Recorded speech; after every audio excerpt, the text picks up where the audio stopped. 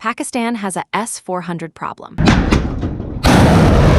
The deployment of the Russian S-400 Triumph long-range surface-to-air missile system by the Indian Air Force has fundamentally transformed the strategic landscape for the Pakistan Air Force.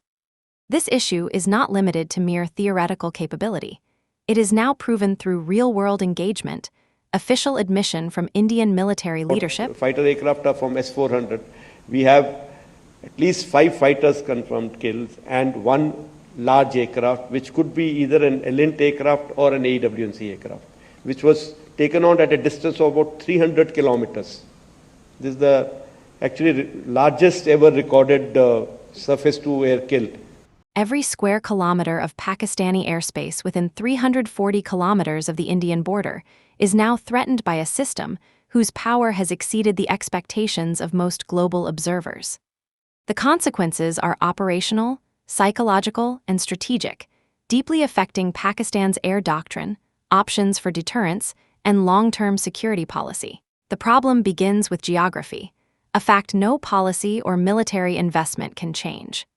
Pakistan's landmass, stretching only about 350 kilometers wide at most points from the Indian frontier, is an open invitation for the reach of advanced surface-to-air missile systems placed just across the border.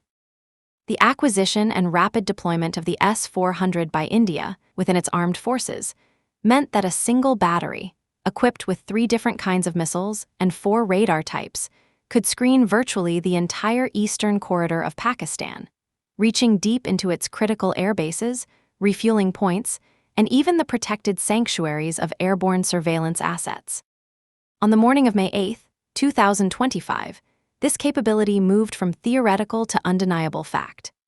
Air Chief Marshal Amarpreet Singh, in his first public statement after Operation Sindoor, revealed that India's S-400 units had shot down 5 Pakistani fighter jets and 1 airborne early warning and control aircraft during a series of high-speed skirmishes and attempted standoff attacks.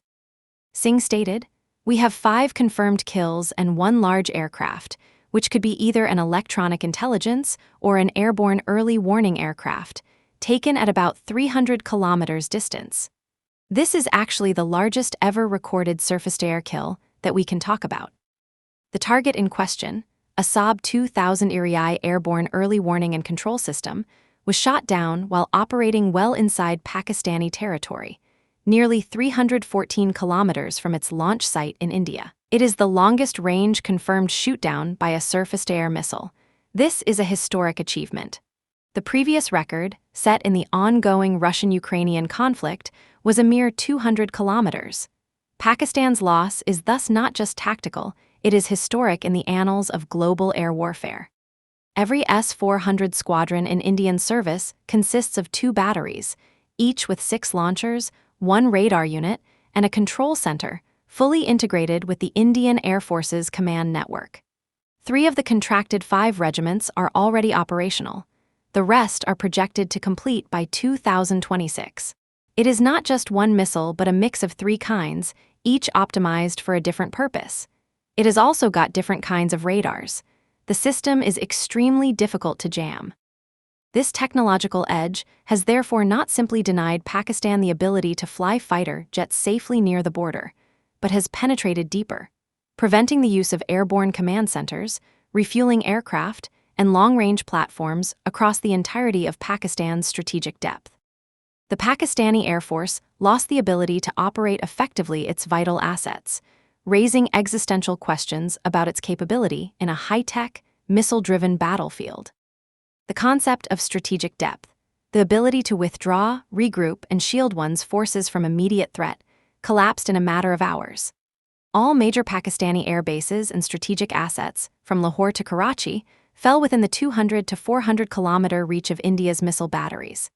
Any attempt to reposition or launch an aerial operation meant confronting a shield with radar detection up to 600 kilometers and multiple missile types able to engage hypersonic targets at speeds up to Mach 14 or 17,000 kilometers per hour. The sequence of events in Operation Sindoor, corroborated by media reports and direct evidence, tells a clear story. Pakistan's attempts to launch standoff weapons, long-range glide bombs or cruise missiles, were thwarted as the Indian air defense system intercepted these threats. The Pakistani Airforce either saw its jets shot down or was forced to abort missions entirely. Attempts to send airborne early warning and control aircraft or electronic intelligence platforms deeper into their own airspace resulted in destruction at historic distances. Official claims and admissions are unequivocal. The Indian Air Force chief stated, "Our air defense systems have done a wonderful job. The S-400 system, which we had recently bought, has been a game changer. The range of that system has really kept their aircraft away from their weapons. Those long-range glide bombs, they have not been able to use any because they have not been able to penetrate the system." Before Operation Sindoor, Pakistan had maintained a sense of parity and deterrence based on its ability to strike with manned aircraft using Chinese-supplied weapons, American F-16s, but even as these jets attempted to approach the border and employ standoff weapons, the S-400 system's detection and engagement envelope consistently forced them back or brought about their destruction in detail. As India began exploring further acquisition, not only of additional S-400 batteries from Russia, but also the next-generation S-500 Prometheus system and its indigenous Project Kusha, the imbalance became all the more stark. Project Kusha promises a domestically developed long-range surface-to-air missile network that would operate in tandem with foreign technology to enforce a truly impenetrable shield over Indian airspace and threaten Pakistani assets even further from the border. Pakistan's response in the face of these challenges was muted, chaotic, and sometimes contradictory.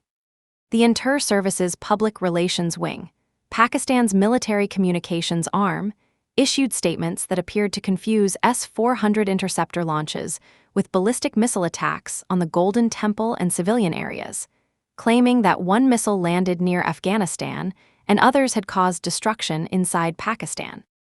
Yet, satellite imagery, crash site data, and confirmed loss tallies from Indian and international military sources directly contradict such narrative. Further complicating the picture were Pakistani claims of successful countermeasures, especially involving Chinese HQ-9P surface-to-air missile systems, allegations of downing, incoming Indian interceptors, and of hypersonic CM-400 AKG missile strikes delivered by JF-17 jets on Indian S-400 batteries. To date, no independent evidence of successful interception or destruction of S-400 units has been verified by defense observers or satellite reconnaissance, nor by extensive forensic examination of battlefield losses. Indian sources confirm no unit losses and maintain that all platforms survived the operation without confirmed hits or destruction. The analysts Tom Cooper and John Spencer emphasize the incredible risk faced by the Indian side operating the S-400 so close to the border, within Pakistani artillery range. Yet the operational payoff was decisive. The imposition of a no-fly zone extending hundreds of kilometers into Pakistan itself, with total dominance over enemy sorties. The psychological effect on Pakistan's Air Force and strategic planners was immediate and profound. Airborne early warning aircraft, vital for theater-level command and control, were destroyed. Fighter jets scrambled from key bases such as Bahawalpur and Murid only to be shot down within minutes of takeoff. Any Pakistani plans for mass raid or swarm tactics were rendered unfeasible, as the S-400 is capable of tracking hundreds of targets and engaging at least 72 before a reload cycle, far exceeding the sortie rate of the Pakistan Air Force in a limited or full-scale war. Pakistan's lack of strategic depth exacerbated every problem. As experts have noted, a country with only 350 kilometers of width between vital targets and the hostile border has no buffer, no area to posture, relocate, or retreat for vital assets. Even the safest reserves, air bases near Karachi, are not far enough to offer security in the face of India's integrated network of S-400s and indigenous missiles, backed by high-end radar coverage and real-time satellite feeds.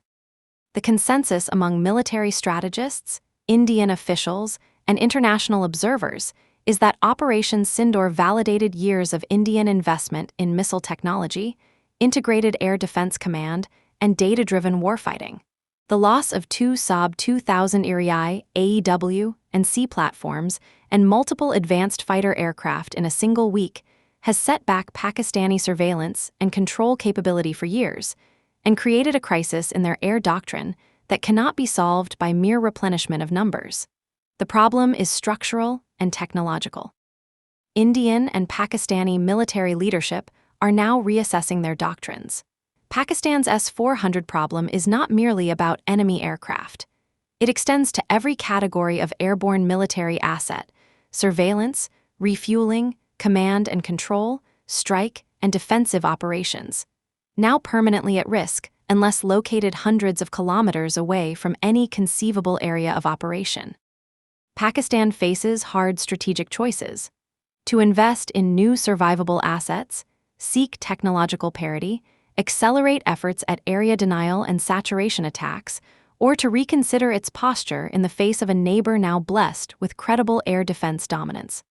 What Operation Sindoor and the long-range engagement by the S-400 triumph prove is the advent of a new era in South Asian air warfare.